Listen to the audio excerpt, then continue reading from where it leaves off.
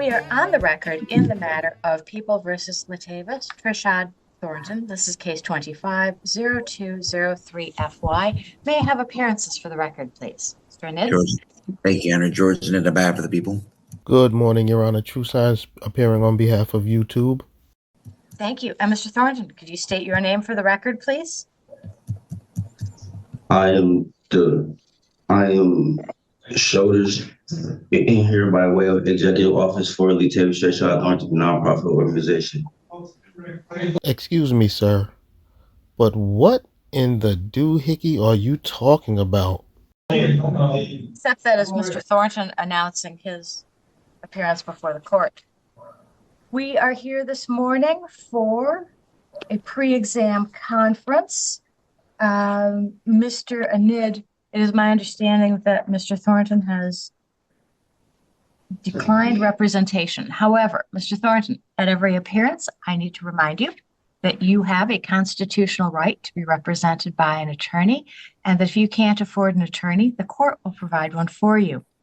I am particularly proud of the superb public defenders we have in this court. However, you may also retain any attorney you wish. You will get to choose the attorney. You would have to pay them. You have a constitutional right to represent yourself, but I have to warn you that if you proceed representing yourself, you would be held to the same standard as all attorneys who have gone to law school and passed the bar and been admitted to practice. So the court really can't give you any breaks or help you at all. Is it your wish to represent yourself, sir? Mr. Thornton is aware of the courtroom decorum and the standards and procedures that must be upheld by a person in representation of a party. And as again, Shoulders, I am aware that I do have constitutional rights, not just the ones that were mentioned here before, and also that the exercising of a right is also an expression of a right, which is an invoking of a right, which is a way that a right can be used and to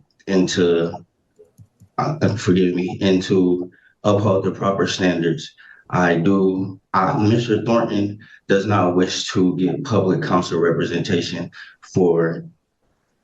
as I am a legal representation by special appearance through the executive office for Mr. Thornton and not the actual entity, Latavius Trishad Thornton. Once again, on the record, it has not been declined that Latavius Trishad Thornton is a nonprofit organization, which, yes, Your Honor, is a person, in fact.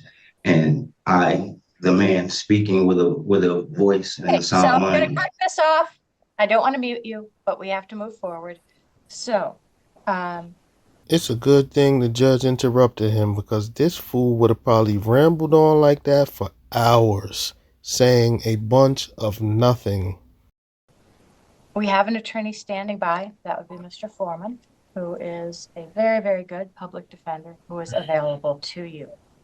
At this point, Mr. Anid, this is the time and date set for a pre-exam conference. Have you had an opportunity to speak with Mr. Thornton about any plea offer? No, Your Honor, and I don't think I'll have any meaningful conversations with him based on what I see. I believe that it's not clear whether what he's doing is intentional or whether this may be a competency issue. But I'm prepared to proceed. I just don't know if we should. I have a concern for his competency, to be honest with you. If the court we had the same issue this time. No, Mr. Thornton, one person at a time. And right now, Mr. Anid is speaking. I mean, I guess I would inquire with whether he knows what a preliminary exam is, and if he understands, if we forward, if he's gonna know what to do. I mean, I believe I have to look at the court rules. I've never dealt with this issue, but I think having standby counsel would be something that would be needed to advise him. I'll look into all that, but I just don't know if he's gonna know what a preliminary exam is. I believe this may just be a competency issue. I don't know, Your Honor. Okay, so actually that's a good question. So Mr. Thornton, I'm going to ask you, what is a preliminary exam? Well, before I address that, may I address No, it to sir. you? No, we're gonna focus our answers here. What is a preliminary exam? Your Honor. I'm going to give you Your one Honor. chance to answer. What is a preliminary exam? Your Honor, this man has absolutely no idea what a preliminary exam is, and I think the prosecutor is correct. You guys should definitely do a competency hearing on this dude because he doesn't seem right in the head. Court proceeding. Mr. Okay, Thornton and will what? say that preliminary Okay, exam is and a what court happens? proceeding. That's a good answer. What happens at that court proceeding?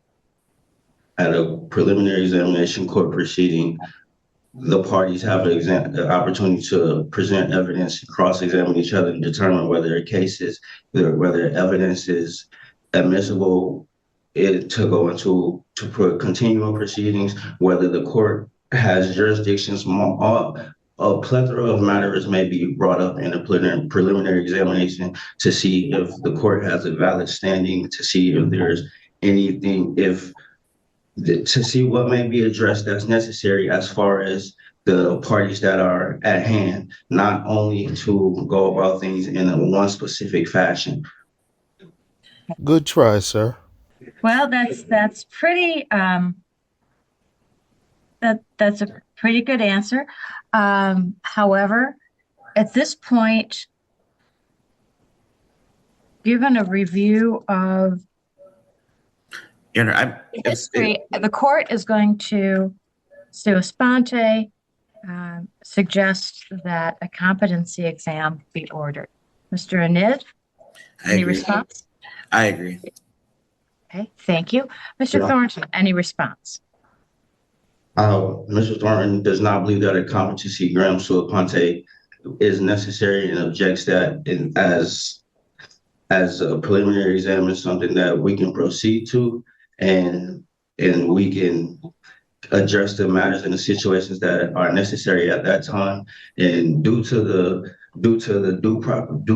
for the sake of due process and the judicial precedence of due process, that a criminal or a competency test may delay that, and it could hinder not only Mr. Thornton, but the things that Mr. Thornton does as far as the community and his career and his family and his life and rights and other people that may be affected by this matter, as well as the public. Because for the judicial precedence is that Mr. Thornton is innocent and not guilty.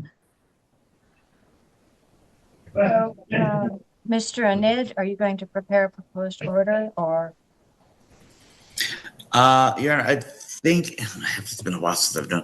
I believe if I'm not mistaken, it's the. I can if you want. Yes, I'll prepare an order. All right. So, at this time, Mr. Anid, comments on the preliminary exam? Nope. I just say we just make the preliminary examination to be determined date. If anything, reset it for another PCC or review hearing for when we do come back with a competency opinion. Okay. So, Mr. Thornton, you have two rights at play here. One is the preliminary exam that we just discussed, and the second is the right to have that within 21 days.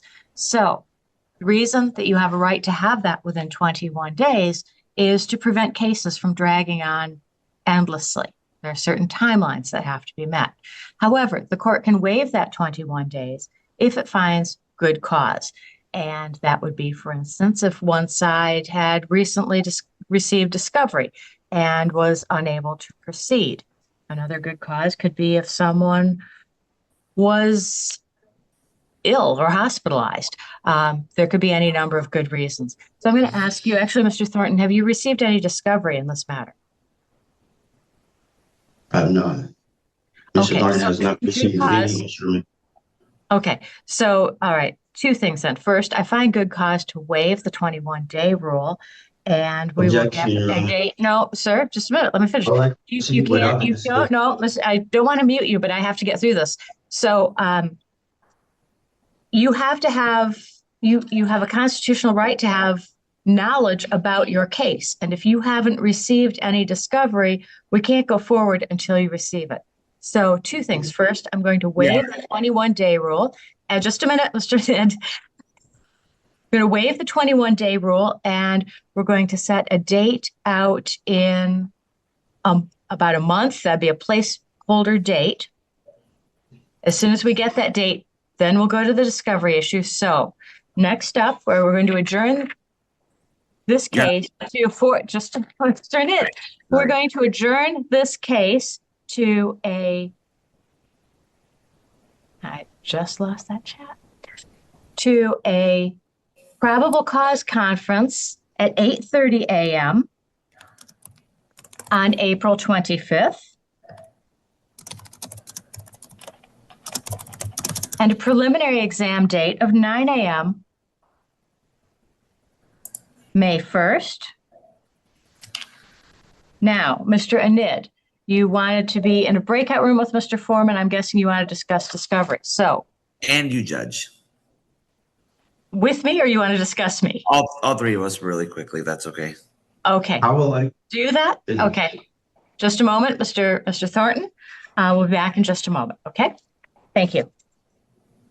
All right, we are back on the record in the matter of People versus Latavis Trashad Thornton. This is case 25-0203-FY. And for a moment, at Mr. Anid's request, the court, Mr. Foreman and Mr. Anid discussed standby counsel. So standby counsel is something with certain mechanical concerns.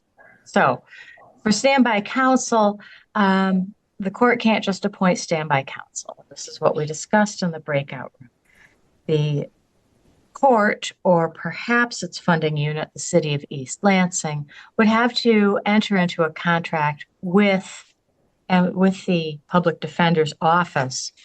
And if both sides agreed to that and a certain financial rate, then an attorney from the public defender's office would sit next to Mr. Thornton and be available to advise him during all proceedings.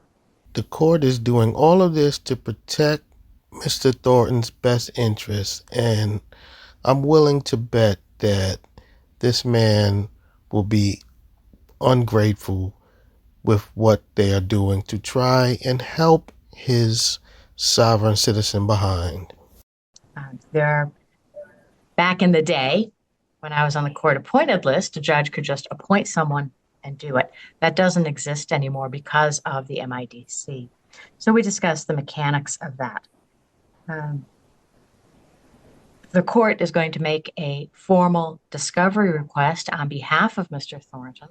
So Mr. Thornton, you should receive at the jail, or if you post bond, at the address we have on record, all of the materials that a defense attorney would receive that the prosecutor has. At this point, Mr. Anid would like to speak with Mr. Thornton and perhaps see if a plea deal is possible. So, Mr. Thornton, you never have to accept a plea deal, but it's worth listening for two reasons. First, there may be something there that you can reach an agreement on. You have a constitutional right to have these charges heard at a trial. Sometimes you can make a bargain, something that is worth giving up your right for a trial, for instance, a lesser charge, a lighter sentence, or both. The other side is you kind of want to know what the prosecutor's thinking about the case. So as a defense attorney, I always wanted to hear what the plea offer was. Even if my client was absolutely not going to take it, it gave me some insight into where the prosecutor was interested in going with the case. Again, you were never required to accept a plea bargain. At this point, because you are representing yourself, I'm going to allow you to converse with Mr. Anid, recognizing that you do not have discovery materials, so I do not expect this court to accept a plea bargain today. All right. We're going to put you both in a breakout room, and when you're done, the court will be ready. Thank you. We will go back on the record in the matter of People versus Latavis Trashad Thornton. This is case 25-0203-FY. Mr. Anid, prosecutor and Mr. Thornton, representing himself, have met in a breakout room. So first, because the prosecutor has burden of proof, I'm going to ask Mr. Anid first, then Mr. Thornton, I'll ask you. So Mr. Anid, anything from the breakout room that you'd like to report? Yes, I just want to make sure Mr. Thornton is there because I don't see him on here. Oh, I see him. Do you? Okay. Can you hear me? Okay. Yep. So we discussed.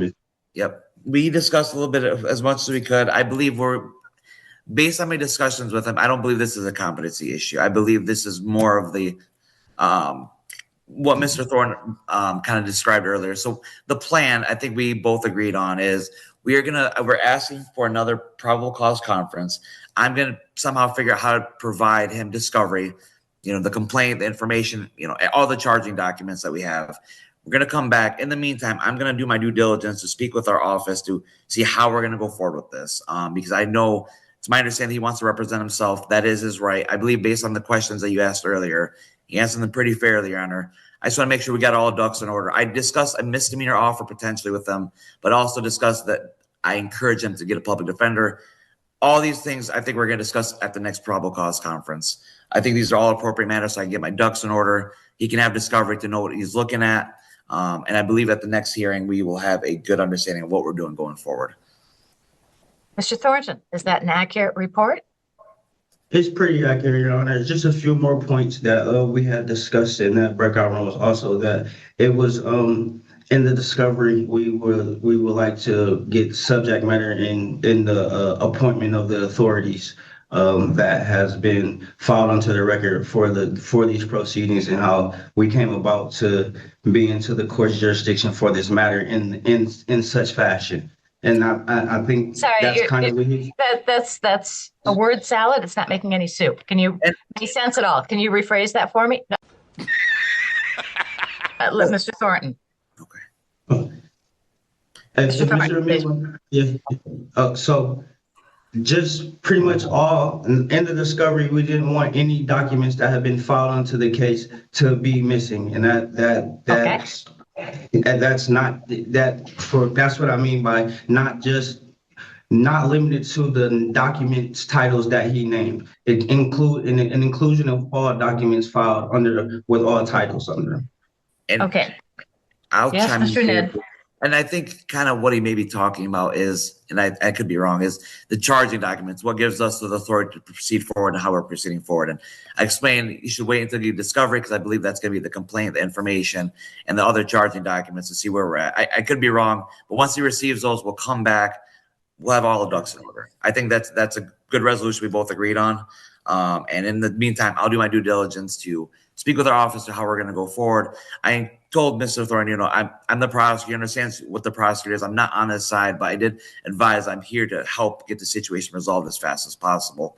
And I think we both agree that if you find good cause to adjourn this for one more probable cause conference, I believe everything will be situated. The only thing I have to ask is how do I provide discovery to Mr. Thornton? I would guess that you could mail it to him or, yeah, I think. I'll figure it out. I'll ask my office. Communication through the jail. Okay. At his address through the jail, and it may have to be paper communication. Okay. I'll do my due diligence today when I get to the office today, Your Honor.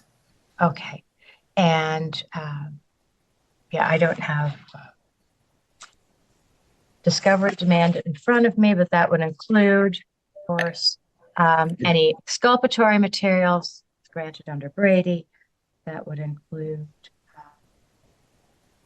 make a request for any body-worn camera, any evidence you plan to introduce, any car video, any report that you have in your office other than was protected under attorney-client privilege with a prosecutor or any counsel. Mr. Thornton, anything further this morning? Not at this time, Your Honor. Just new dates.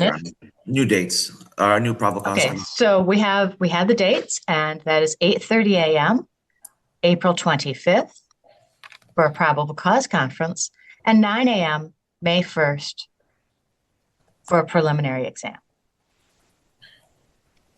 Okay, so the next probable cause conference is about a month away. Does that sound right? Yes. Okay. All right. So, Mr. Thornton, if at any time you change your mind, you can communicate with the court and or Mr. Anid about requesting counsel. At every hearing, I'm obligated to tell you your right about counsel and to determine the parameters of that. All right, so we will see you back at 8:30 a.m. April 25th. That is all. Thank you, Your Honor. Thank you. Take care.